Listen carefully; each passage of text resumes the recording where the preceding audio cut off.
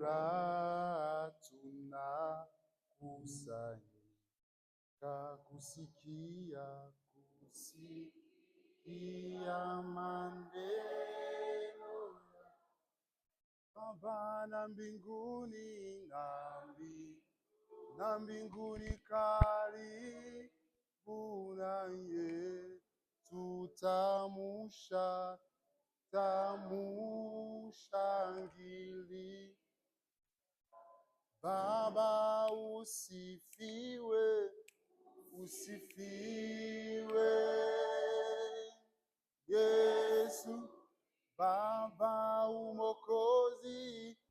umokozi mzuri kambi. Usifiwe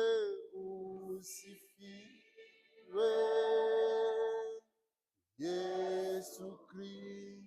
O Bwana nitakuona. Amen. Alleluia. Amen. Alleluia. Yemba amen. Alleluia. Amen. Amen. Amen. Amen.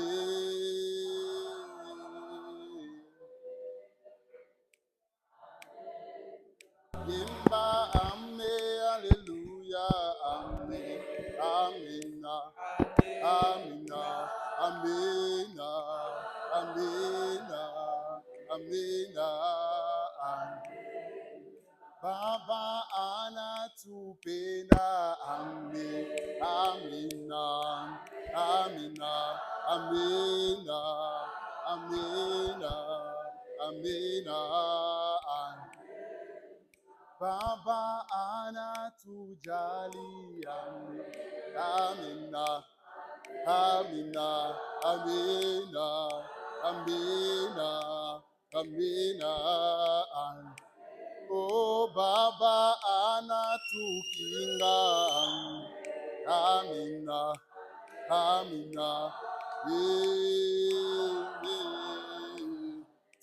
Oh Baba anatukinga. Amen. Amen.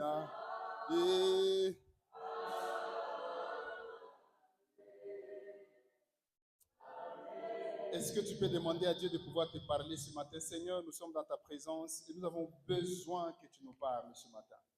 Parle dans nos cœurs, Seigneur, enseigne-nous. Dis-nous quelque chose du bien. Fais-nous du bien. Chaque fois quand tes enfants sont avec toi, tu fais du bien. Et nous voulons, Seigneur, que ce matin, tu nous fasses du bien. Tu fasses du bien à mon frère, à ma soeur en ces lieux, à ma mère, à mon père en ces lieux, qui a tout laissé pour qu'ils viennent dans ta présence afin de t'écouter. Seigneur, que je disparaisse, que ta présence soit notre partage, que l'onction du Saint-Esprit soit notre partage, que la puissance de Dieu inonde nos cœurs ce matin de gloire. Nous avons soif de toi, nous soupirons ta présence. Nous avons besoin de sentir tes oracles ce matin, au nom puissant de Jésus. Est-ce que nous pouvons acclamer ce Dieu? Est-ce qu'au-delà des acclamations, nous pouvons pousser des cris de joie à l'honneur de ce grand Dieu? Alléluia! Alléluia! Alléluia! Alléluia! Nous bénissons le Seigneur pour ce dimanche du Saint-Esprit qu'il nous donne, pour sa présence et surtout pour son amour immense dans notre vie. Amen, amen. Sans plus tarder, bien-aimés, je voudrais faire un témoignage, mais on n'a pas beaucoup de temps. On va aller dans les messages, je peux témoigner même le dimanche prochain. Les textes que nous avions lus dans Philippiens chapitre 4, verset 4.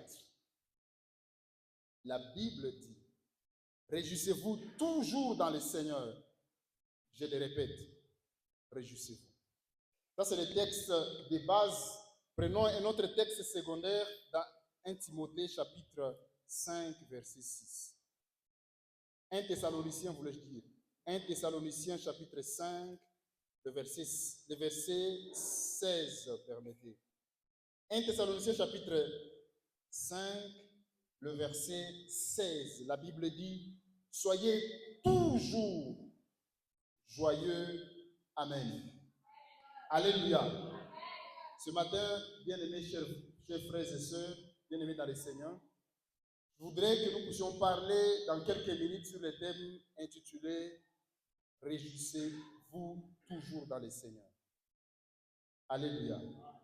Réjouissons-nous toujours dans le Seigneur. Vous savez, il y a certains versets, quand vous les lisez, quand tu lis les versets, directement tu as tendance à poser la question à Dieu, est-ce que Dieu ne sait pas que? Et parmi les versets, quand vous les lisez, vous avez tendance à poser la question à Dieu, est-ce que Dieu ne sait pas que? C'est ce verset de Philippiens chapitre 4, verset 4. Permettez-moi, avant d'aller plus loin, de faire les préambules, en fait, l'introduction de ce message. L'épître que nous venons de lire, l'épître des Philippiens. Cet épître fait partie de paquets de livres dans la Bible qu'on appelle des épîtres ou des lettres. Le Nouveau Testament est subdivisé en 4. Il y a d'abord les évangiles, les 4 évangiles, et puis il y a les actes des apôtres, et puis il y a troisième paquet, les épîtres ou les lettres, et enfin l'Apocalypse. Et ce livre que nous avions lu, les Philippiens, chapitre 4, verset 4, fait partie donc des épîtres, du troisième paquet des livres du Nouveau Testament.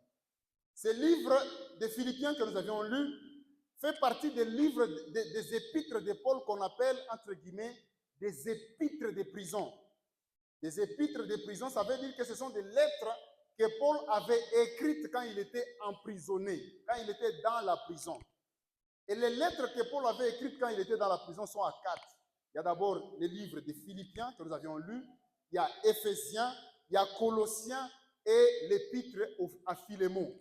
Ce sont les 4 épîtres de Paul qu'on appelle des épîtres de prison, c'est-à-dire qui ont été écrites en prison. Et Paul, quand il écrit cette épître, c'est lui qui a écrit cette épître aux Philippiens, il était en prison à Rome. Il était emprisonné à Rome.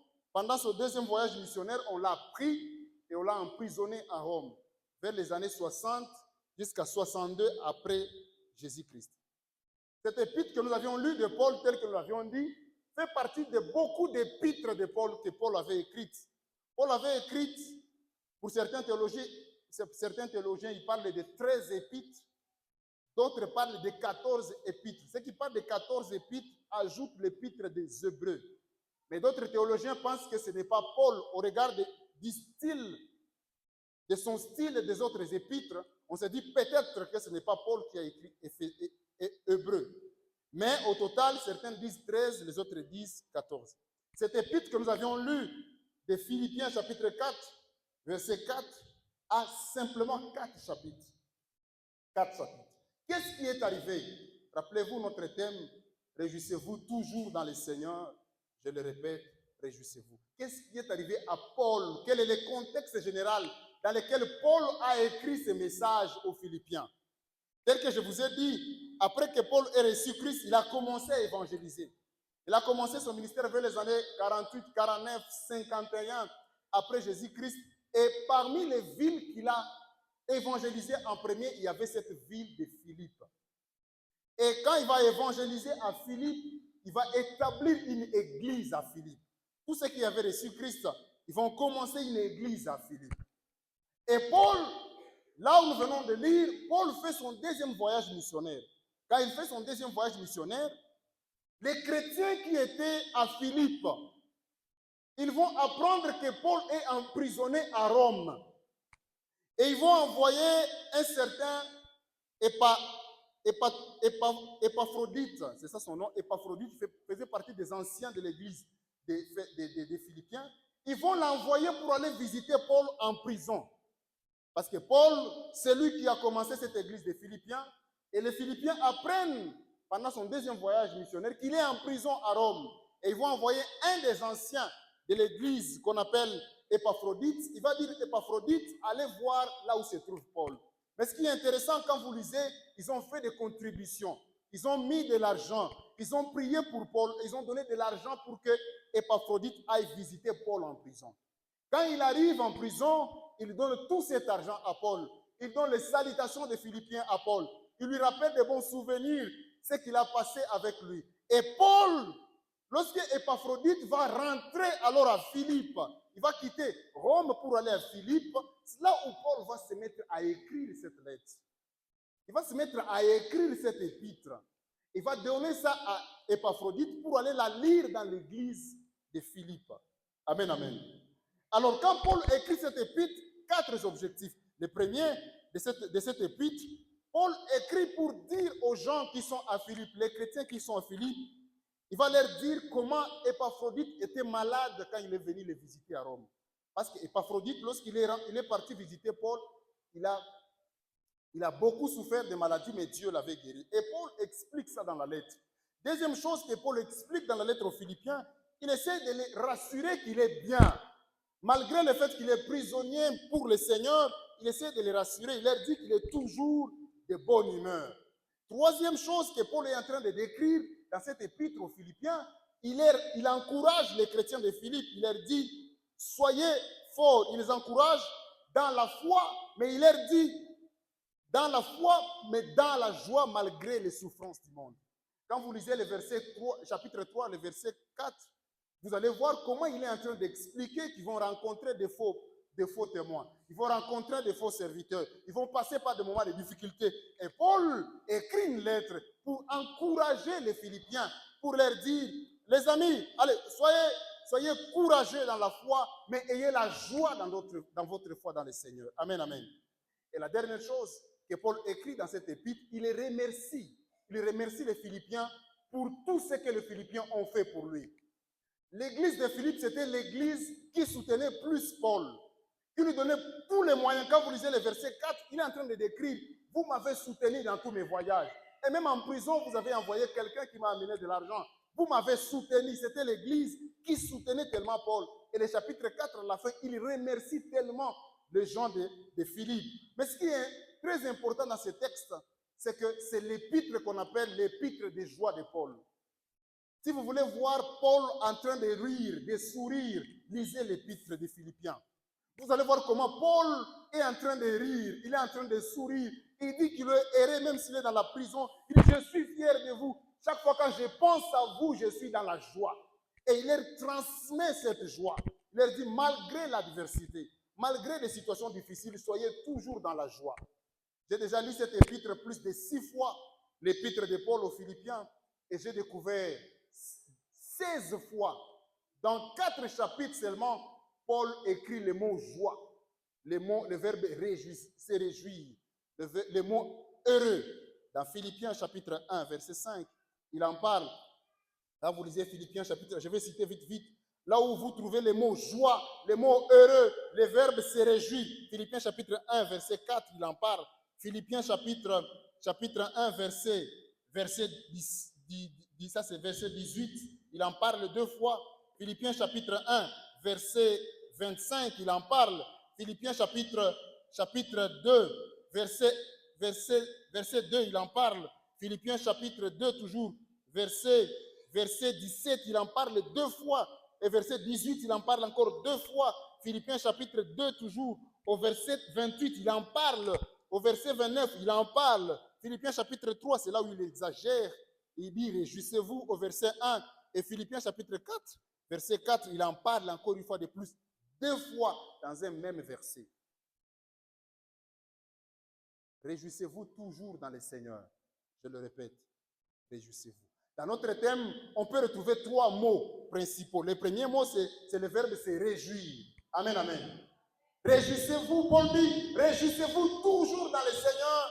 Je le répète, réjouissez-vous. Le premier verbe, le premier mot qu'on trouve directement dans notre thème et dans ce texte, c'est le verbe se réjouir. C'est un verbe pronominal.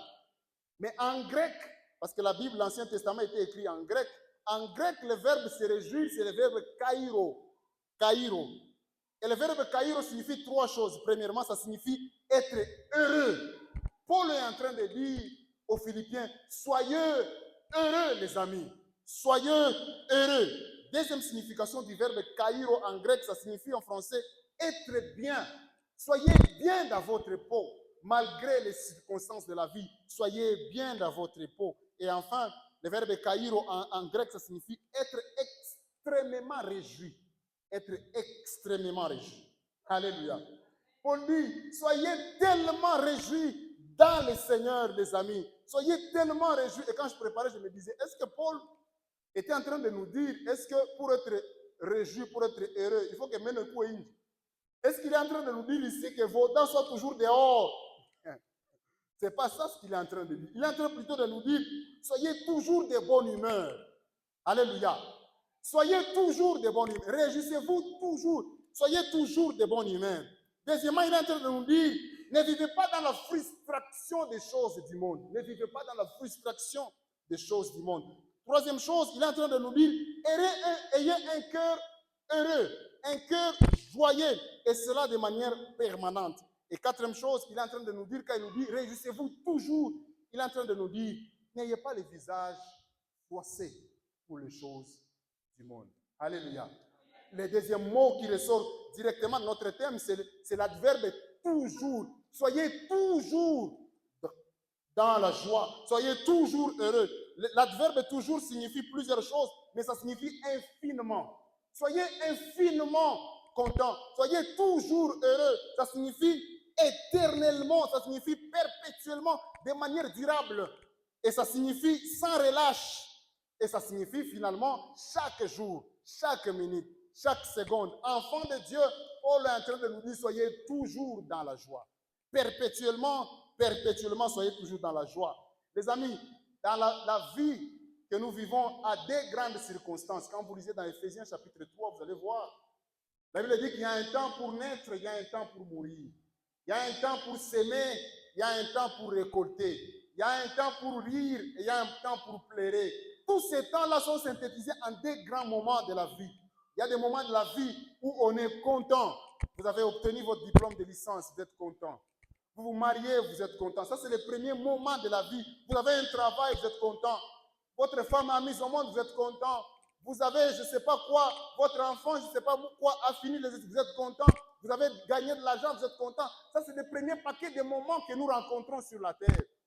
Les temps de naître, les temps de récolter, les temps de rire, tous ces temps-là. Et le deuxième paquet, les amis, et c'est une vérité, des choses, des événements que nous rencontrons dans la vie, ce sont des événements qui ne nous arrangent pas. Quand nous rencontrons les deuils, quand il prie pendant 5 ans pour un fiancé, mais il ne vient pas. Quand il cherche le travail, ça ne marche pas. Et Paul est en train de nous dire, toujours, ça veut dire, quand les moments de joie vont venir, soyez toujours dans la joie. Quand les moments de pleurs vont venir, soyez toujours dans la joie. Mais ce que j'aime, il dit, dans le Seigneur. Alléluia. Ça devient très intéressant, le troisième mot, dans le Seigneur. Quand Paul précise, soyez dans la joie, mais dans le Seigneur, il dit une chose très intéressante. Il sait qu'en dehors de Jésus, il y a d'autres joies. En dehors de Christ, il y a beaucoup de joie. Quand vous voyez les gens qui prennent l'alcool, quand vous les rencontrez, ils sont en train de prendre l'alcool, vous vous rendez compte qu'ils sont joyeux. Il fume un peu, il donne à l'autre. Quand les gens sont en train de boire, en dehors du Seigneur, il y a la joie aussi. Quand les gens font la débauche, il y a la joie quand ils font ça. Alléluia. Mais Paul dit, vous, votre joie, ce n'est pas en dehors de Christ, mais c'est dans le Seigneur. Alléluia. Je voudrais vous dire, les joies en dehors du Seigneur ont deux grandes caractéristiques. La première, ce sont des joies éphémères, c'est-à-dire qui passent vite. La deuxième grande caractéristique et la plus mauvaise, c'est que ce sont des joies accompagnées par des pleurs. Après, j'ai un ami assistant. Quand ils vont boire ensemble, ils m'appellent, moi je ne le fais pas. Ils vont boire. Après, le matin, quand on est en train de discuter, bien. Après, quelqu'un dit, oh, mais il faut tout ta phone. Mais on m'a volé mon téléphone. Vous étiez dans la joie, mais c'était accompagné par de tristesse, par l'amertume. Amen, amen. Ceux qui font la débauche avec un garçon au campus, vous courez, vous vous sentez bien dans la chambre, vous faites des choses, etc. Après 2 mois, vous le dites, papa. Allô? Moi, si kuona nini? Niko na besoin ni kuone pour que vous explique comment si kuona. Unasema nini? Au kuona na kushukuru kwa na kofi moja. Amen, amen. Alors que c'était la joie, mais après ça devient, il n'a pas ma kofi, il n'a pas magie, il n'a pas kukimbi. Amen, amen. C'est pourquoi Paul précise, il dit, votre joie, vous, ce n'est pas en dehors du Seigneur.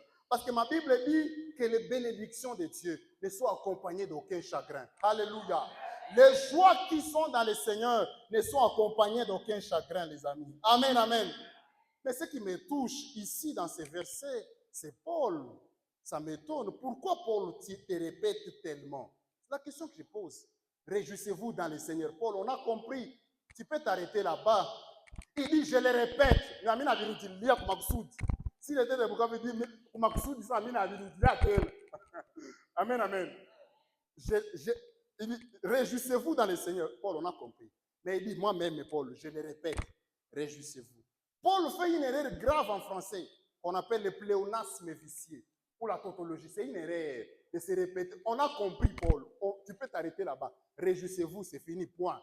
Dans le Seigneur, c'est fini. Mais il dit, je le répète, j'accepte cette faute grammaticale, j'accepte cette erreur en français pour vous dire, réjouissez-vous toujours dans le Seigneur. Amen, amen.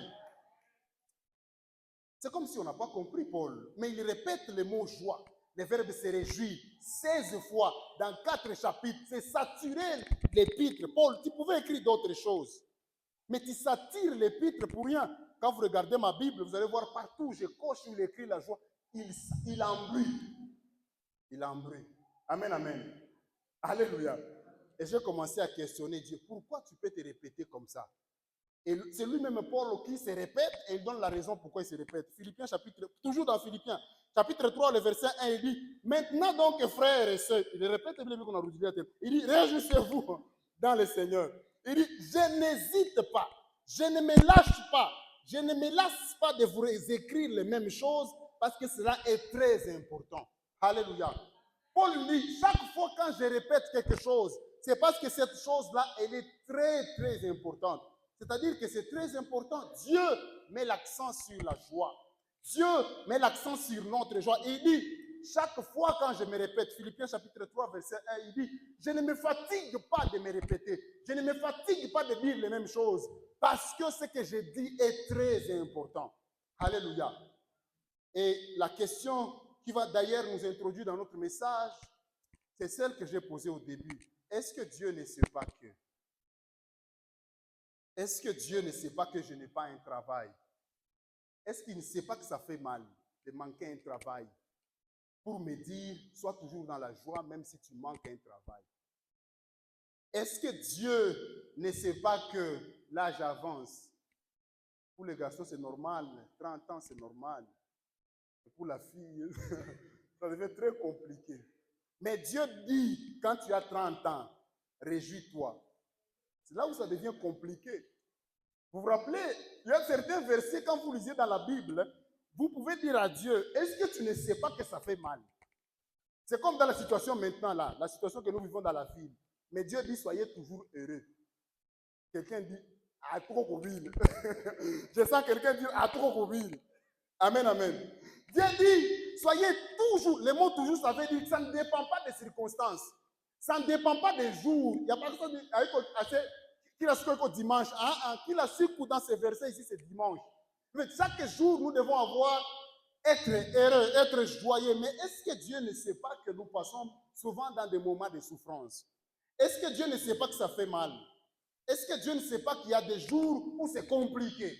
Est-ce que Dieu ne sait pas qu'il y a des jours où nous sommes endeuillés? Nous avons perdu un père, un parent. Je viens commencer juin 1. Je n'ai pas encore terminé, mon père meurt. Mais Dieu me dit, réjouis-toi. Alléluia.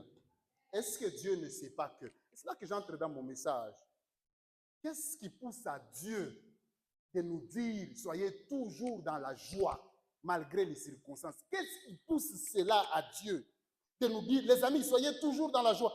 Et Paul lui-même qui écrit cette épître aux amis, il est en prison. Il est en train de dire, soyez dans la joie, moi-même, je me réjouis. Le chapitre 1, il dit, je me réjouis chaque fois quand j'entends parler de vous. Et ma joie est parfaite. Papa Paul, peut-être que hier, mais il est toujours content. Alors qu'il était en prison encore avec Silas, la Bible dit qu'ils sont enchaînés, mais la Bible dit qu'ils ont chanté les louanges. Et ils ont prié le Seigneur. Ils ont compris les secrets d'être dans la joie malgré les situations de la vie. Amen, amen. Pourquoi Dieu, c'est là que nous entrons dans notre enseignement, pourquoi Dieu insiste plusieurs fois, non seulement dans Philippiens chapitre 4, verset 4, 16 fois dans 4 chapitres, il dit soyez toujours dans la joie. Et dans 1 Thessaloniciens chapitre 5, verset 16 que nous avions lu, il insiste, il dit soyez toujours dans la joie. Philippiens chapitre 3, verset 1, il dit chaque fois quand je répète quelque chose, c'est-à-dire que cette chose, elle est importante. Amen, amen. La première raison qui pousse à Dieu d'insister, de nous dire, les amis, soyez toujours dans la joie, c'est parce que Dieu, il sait que nous avons la vie éternelle. Si j'étais à ta place, j'allais dire Amen. Dieu, sachant que nous avons la vie éternelle, il dit, mes enfants, les petites situations du monde là, que ça ne enlève pas votre joie, parce que la joie qui vous attend, elle est non seulement éternelle, et elle est énorme, mais elle n'a pas de fin. Et il nous dit, mes enfants, la petite souffrance de maintenant, que cela ne ravisse pas votre joie dans le Seigneur. Soyez toujours dans la joie, parce que ce qui vous attend est plus fort que ce que vous êtes en train de traverser. Alléluia. C'est pourquoi Dieu insiste et il dit, soyez toujours dans la joie. Pourquoi? Parce que ce que je vous réserve est plus grand que ce que vous rencontrez sur la terre. Amen, amen. Pierre est en train de dire dans 1 Pierre chapitre 2, verset 11, 1 Pierre 2, verset 11, il dit, bien-aimés, je vous exhorte comme étrangers et voyageurs sur la terre. Je me dire à quelqu'un, nous sommes de passage. Ici, ce n'est pas chez nous. Nous avons chez nous la nouvelle Jérusalem. Et c'est là où Dieu nous attend. Là, nous allons vivre une vie éternelle dans la joie avec le Seigneur. Et comme des passagers, et comme des étrangers, il nous dit, les situations que vous rencontrez alors que vous passez, que ces situations-là ne vous énervent pas, que ces situations-là ne ravissent pas votre joie. Alléluia. Parce que Dieu sait que nous qui avons reçu Christ, nous avons la vie éternelle. Dans 1 Jean, chapitre 5, 1 Jean, chapitre 5, versets 11 à 13, écoutez ce que la Bible dit, il dit, ainsi mes frères bien-aimés, je vous ai écrit ces choses afin que vous sachiez que vous avez la vie éternelle, vous qui croyez au Fils de Dieu. Voici ce témoignage, c'est que Dieu nous a donné la vie éternelle et cette vie est dans son Fils. Celui qui a le Fils a la vie éternelle. Celui qui n'a pas le Fils n'a pas la vie éternelle. J'aimerais dire à quelqu'un, la vie éternelle n'est pas au futur. La Bible dit, celui qui a le Fils a la vie éternelle. Amen, amen. Il dit dans Jean chapitre 5, 1 Jean chapitre 5, verset 13, il dit, je vous ai écrit ces choses afin que vous sachiez que vous avez la vie éternelle, vous qui croyez au Fils unique de Dieu. Alléluia. En tant que passager, alors Dieu insiste, il dit, mes amis, le chômage de 5 ans n'est pas comparable à la joie que je te réserve pendant l'éternité. Un jour, réfléchissez sur ce que ça veut dire l'éternité. Si tu veux réfléchir sur ce que ça veut dire l'éternité, c'est comme prendre chaque jour un gobelet d'eau dans le lac Kivu. Chaque année, un gobelet dans le lac Kivu, à part si pour la Kivu t'échappe.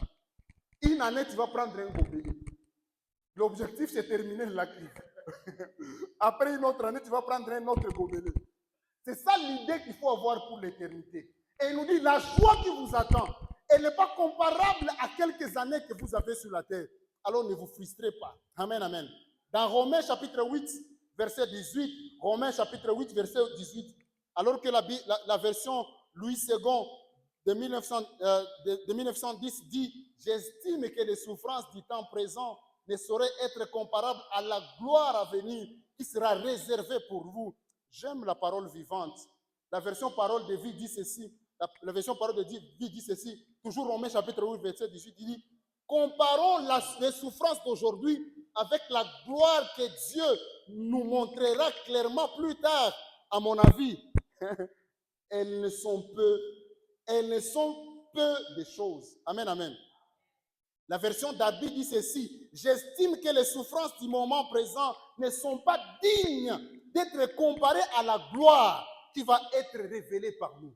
Et j'aime la version parole vivante. Là, ça va plus loin. Ça dit, j'estime d'ailleurs qu'il n'y a aucune commune mesure entre les souffrances de la vie présente et la gloire à venir qui sera bientôt révélée. En comparaison de l'avenir magnifique que Dieu nous a préparé, il termine et dit, les contrariétés de cette vie pèsent moins que rien. Il dit, le problème, si je compare, c'est que Dieu m'a réservé. Et ce que je suis en train de traverser maintenant, donc ça pèse moins. Si vous mettez sur la balance, Darby est en train de dire que ça pèse moins. Alléluia. C'est pourquoi je comprends pourquoi Paul est en train d'insister. Il sait que nous allons passer par la souffrance. Dieu sait que nous rencontrerons le chômage. Dieu sait que nous rencontrerons des maladies. Mais il est en train de dire, réjouissez-vous. Parce que la joie qui vous attend, elle est plus énorme que cette joie. Alléluia. Je comprends pourquoi Paul et Silas en prison, alors qu'on les a tapés, mais ils sont en train de chanter les louanges de l'Éternel. Quand vous lisez l'histoire d'Étienne, vous pouvez rire. Étienne, on est en train de le taper de pied, mais il est en train de regarder, il est en train de rire. Et ça énerve les gens. Il regarde dans les cieux, il voit le Fils de Dieu assis sur le trône. Il voit la gloire qui lui est réservée. Les gens jettent des pierres par la Syrie. Alors pourquoi, comment il ne pleure pas? Comment il ne sent pas les pierres? Il n'est pas en train de sentir des pierres, il est en train de comparer les coups de pierre et la gloire à venir. Quand il met sur la balance, ça ne marche pas. Alléluia. Alléluia. C'est à Bukavu, il dit quand vous mettez sur la balance, il n'y a pas match. Alléluia. Il n'y a pas match. La deuxième raison, les amis, qui pousse à Dieu de nous dire, mes amis, soyez toujours dans la joie, non seulement parce que nous avons la vie éternelle, parce que notre Dieu, ça c'est très intéressant, parce que notre Dieu, il est le maître des temps et des circonstances. C'est à la place, j'allais dire Amen. Le Dieu que nous servons, il est le maître des temps et des circonstances. Maître signifie, c'est lui qui a la suprématie sur. C'est lui qui dirige les temps et les circonstances. Il dit, les amis, maintenant tu es en chômage, mais c'est moi qui gère les temps. C'est moi qui gère les circonstances. C'est moi qui sais créer une occasion pour que tu aies un travail. C'est ce que ça signifie. Alléluia. Il dit alors, si tu passes par tel moment, ne sois pas énervé, ne perds pas ta joie dans le Seigneur, sois concentré avec le Seigneur parce que c'est le Seigneur qui est le maître des temps et des circonstances. Dans Daniel chapitre 2, verset 21, partie A. Daniel 2, 21, la Bible dit, c'est lui, c'est Dieu qui change les temps et les circonstances. J'aime la version Semeur. Dans Daniel chapitre 2, verset 21, la Bible dit, car à lui appartiennent la sagesse et la force. Il fait changer les temps et il modifie les circonstances. Alléluia. Le Dieu que nous servons, c'est lui qui change les temps et qui modifie les circonstances. Amen, amen. Français courant va plus loin, il dit, il est le maître du temps et de l'histoire. Il renverse les rois et les établit. Amen, amen.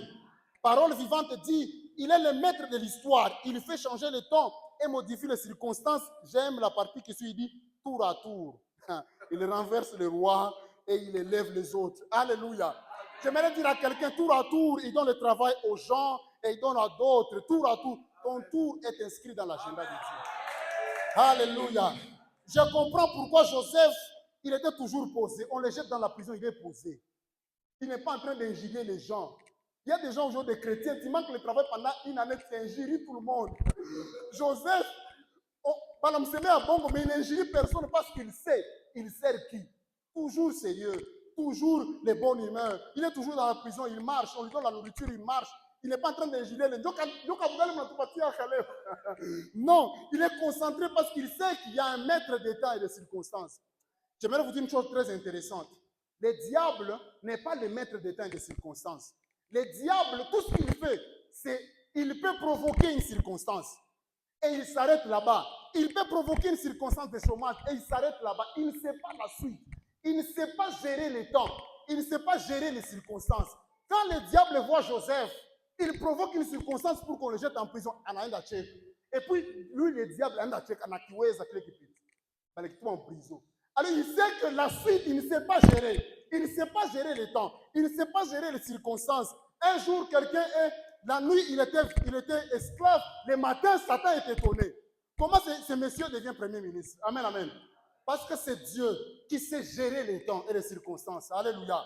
Notre Dieu, c'est lui qui gère, qui fabrique, qui retouche, qui change les temps et les circonstances. C'est pourquoi il nous dit, mes enfants, je comprends pourquoi Paul insiste. Soyez toujours dans la joie. C'est moi qui change les circonstances. C'est moi qui modifie les choses. Amen, amen. La troisième raison, les amis, qui pousse à Dieu de nous dire, mes enfants, soyez toujours dans la joie. Soyez toujours dans la joie et dans le Seigneur. C'est parce que, ça c'est très intéressant, c'est parce que rien n'échappe au contrôle de Dieu. Je voudrais dire à quelqu'un, rien n'échappe au contrôle de Dieu. Souvent dans la vie, on a tendance que Dieu dort. Il y a des moments, où vous avez tendance qui s'est endormi sur votre situation. Il y a un moment, vous priez, vous chantez pour le Seigneur, mais le chômage qu'on a ouais, tout pantalon, ça te tient. Et puis tu regardes, comme Jérémie à un certain moment, il servait le Seigneur, mais à un certain moment, il se pose la question, Seigneur, jusqu'à quand ma souffrance va continuer? Parce que je ne comprends pas. Est-ce qu'il y a des moments où tu dors? J'aimerais dire à quelqu'un, le silence de Jésus-Christ dans la barque ne signifie pas son absence. Amen, amen. Alléluia. Rien n'est hors le contrôle de Dieu. Amen, amen. Dans Lamentation de Jérémie, chapitre 3, verset 38, la Bible dit, la version française courant, la Bible dit, Lamentation de Jérémie 3, 38, la Bible dit, n'est-ce pas la parole du Très-Haut qui suscite tous les malheurs et les bonheurs? Les malheurs qui viennent dans l'enfant de Dieu, les bonheurs qui viennent dans la vie de l'enfant de Dieu, n'est pas passé hors le contrôle de Dieu. Il n'y a aucune chose qui peut arriver dans la vie d'un enfant de Dieu et Dieu dormait. La chose est arrivée parce que Dieu dormait, parce que Dieu est parti en voyage. Non, non, tout ce qui nous arrive, le Seigneur est au contrôle. Rien n'échappe au contrôle de Dieu. Amen, amen. Rien n'échappe au contrôle de Dieu. Dans la version d'Arbi dit, n'est-ce pas de la bouche du Très-Haut que viennent les mots et le bien. Amen, amen. Lorsque Job avait cette information que rien n'échappe au contrôle de Dieu, alors qu'il était dans les situations de difficulté, sa femme est en train de lui dire, maudit Dieu et meurt. Regarde comment tu souffres. Et Job lui dit, moi je connais le Dieu que je sais. Il n'était pas en train de s'endormir. Il avait vu cette situation ici. Et il lui dit, mon Rédempteur est vivant et il se lèvera le dernier. Alléluia. J'aimerais dire à quelqu'un que le Dieu que tu sais ne s'est jamais endormi. Il ne s'est jamais endormi. La Bible dit dans Jérémie qu'il veille sur sa parole pour l'accomplir. Veiller signifie ne pas fermer l'œil. Veiller signifie être toujours éveillé. Alléluia. Le Dieu que nous servons, rien n'échappe à son contrôle. Il n'est pas comme nos pères. La Bible dit dans Nombre que Dieu n'est pas un homme pour mentir. Dieu n'est pas un homme. Si les hommes, il y a des choses qui les échappent. Comme Dieu n'est pas un homme, il y a des choses qui n'échappent jamais à Dieu. Il n'y a rien qui échappe à Dieu. L'avant-dernière chose, et on va prier le Seigneur, qui pousse à Dieu de nous dire, les amis, soyez toujours dans la joie. C'est parce que Dieu, il sait qu'il est avec nous. Alléluia. Dieu, le Dieu que nous servons, lui-même, il sait qu'il est avec nous. Comme il sait qu'il est avec nous, il nous dit, mes enfants, si je suis avec toi, est-ce que c'est cette guerre qui va enlever ta joie? Est-ce que c'est parce que ça fait déjà 28 ans que tu n'as pas encore un mari que ça va enlever ta joie? Est-ce que c'est parce que ça fait déjà 2 ans que tu as fini les études, tu n'as pas un travail, que ça va enlever ta joie? Moi, je suis avec toi. Alléluia. La Bible dit dans Matthieu 28, verset 20, j'aime la partie. Jésus-Christ dit une chose très intéressante. Matthieu 28, verset 20, la partie B, il dit, je suis avec vous tous les jours jusqu'à la fin du jour. Ce que j'aime ici, c'est comment Jésus conjugue le verbe. C'est ce que j'aime. Il n'a pas dit, je serai avec vous. Là, ça pouvait nous dire, à un certain moment, nous sommes seuls. Hein. Mais il a dit, je suis avec vous tous les jours jusqu'à la fin du monde. Ah, je comprends. Pourquoi on ne lui avait pas donné un autre nom? On lui a donné le nom de Emmanuel. Alléluia. Le Dieu avec nous. Dieu avec les hommes. Alléluia. Dans Psaume 46, verset 7, la Bible dit, l'Éternel des armées, Psaume 46, verset 7, la Bible dit, l'Éternel des armées est avec nous. Le Dieu de Jacob est pour nous une haute retraite. Alléluia. Il dit, l'Éternel des armées est avec nous. Le Dieu d'Israël est pour nous une haute retraite. Dans Agé chapitre 2, verset 4, la partie C, la Bible dit, car je suis avec vous, dit l'Éternel des armées. Alléluia. J'aimerais dire à quelqu'un qui pense que dans sa souffrance, Dieu n'est pas avec lui, il se trompe. J'aimerais dire à quelqu'un, dans ta situation, le Seigneur est avec toi. C'est pourquoi il te dit, sois toujours dans la joie. Amen, amen. Le Dieu que nous servons, il a dit, je suis avec vous. Il va plus loin. Dans Hébreux chapitre 13, Hébreux chapitre 13, verset 5, la partie B, il dit, je ne te délaisserai point et je ne t'abandonnerai jamais. Alléluia. Le Dieu que nous servons, il dit, je ne te délaisserai point et je ne t'abandonnerai jamais, dit l'Éternel des armées. Et plus loin dans Nombre, il dit, je ne suis pas un homme pour mentir. J'aimerais dire à quelqu'un, le Dieu que nous servons n'est pas ton père, qui peut te promettre un vélo, mais ne te donnera ça. Le Dieu que nous servons n'est pas ton patron, qui peut te promettre une promotion, il ne le fera plus. Le Dieu que nous servons n'est pas ton oncle qui travaille dans les ONG, qui te promet un travail et puis ça compris qu'il est incapable de le faire. Le Dieu que nous servons, la Bible dit, qui n'est pas un homme pour mentir. Il n'est pas un fils de l'homme pour se repentir. Tout ce qu'il dit, c'est Amen. Alléluia. Dans Ésaïe 55, verset 32, 33, Ésaïe 55, 45, voulais-je dire, verset 23, la partie A, Dieu est en train de jurer. Il dit, je jure par moi-même, la vérité sort de ma bouche et ma parole ne sera point révoquée. Alléluia.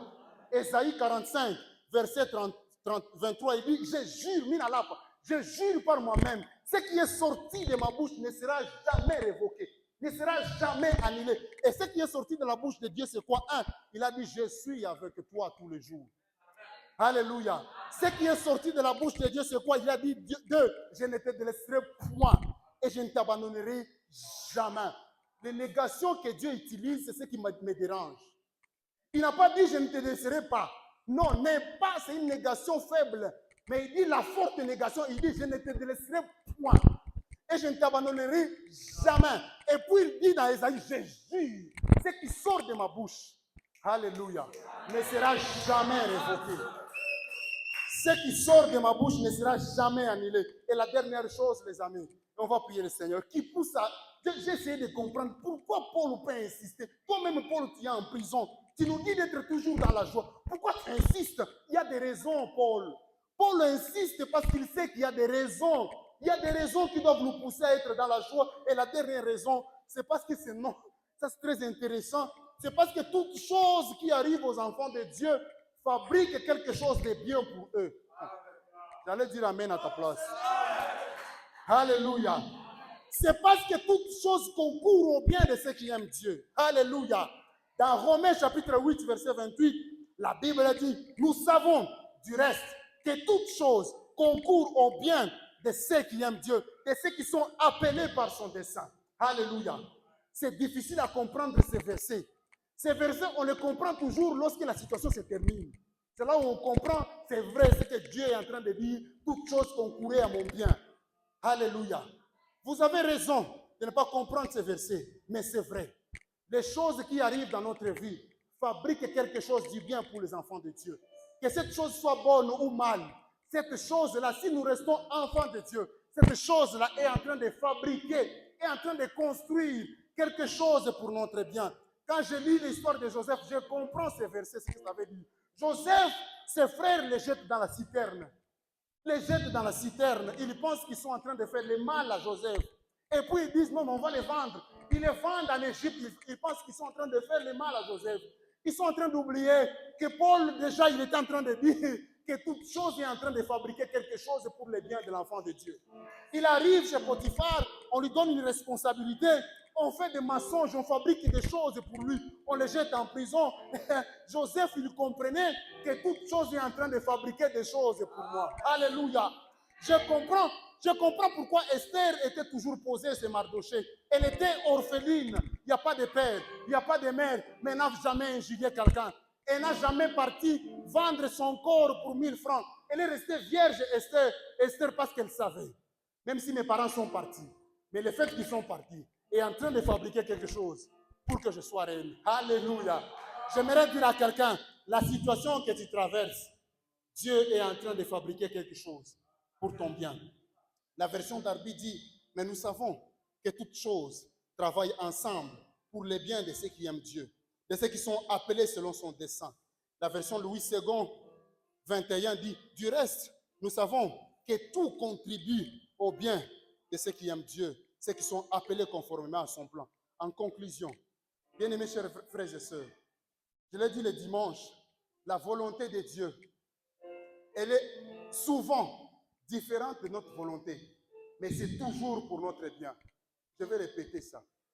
La volonté de Dieu, à un certain moment dans notre vie, elle peut être souvent différente de notre volonté, mais c'est toujours pour notre bien. Il y a une histoire du pasteur Roland Dallot qui raconte de son ami qui était diacre, qu'ils ont grandi ensemble dans l'église. Son ami est parti visiter d'autres personnes loin de la ville. Il arrive là-bas, c'est l'histoire vraie, loin de la ville. C'est comme quelqu'un qui quitte ici, va à Bagira ou à Kavoum pour visiter les gens. Le soir arrive, il devrait déjà rentrer. il devrait déjà rentrer. C'était le seul véhicule que ce monsieur qui est diacre à l'église avait trouvé à l'arrêt bus, à Kavumu. Le seul véhicule que tu trouves de 8 personnes. Il entre le dernier, il s'assoit au dernier banc dans les bus. À la maison, sa femme est en train de lui poser que tu es déjà où? Il est déjà 18 heures. Il y a d'ailleurs les gens qui t'attendent ici à la maison. Tu es où? Mon mari, qu'est-ce qui ne va pas? Il dit, je suis dans le dernier bus, je suis en train de venir. Et c'était un dimanche. Il a servi au culte et puis il va visiter les familles, il devrait rentrer.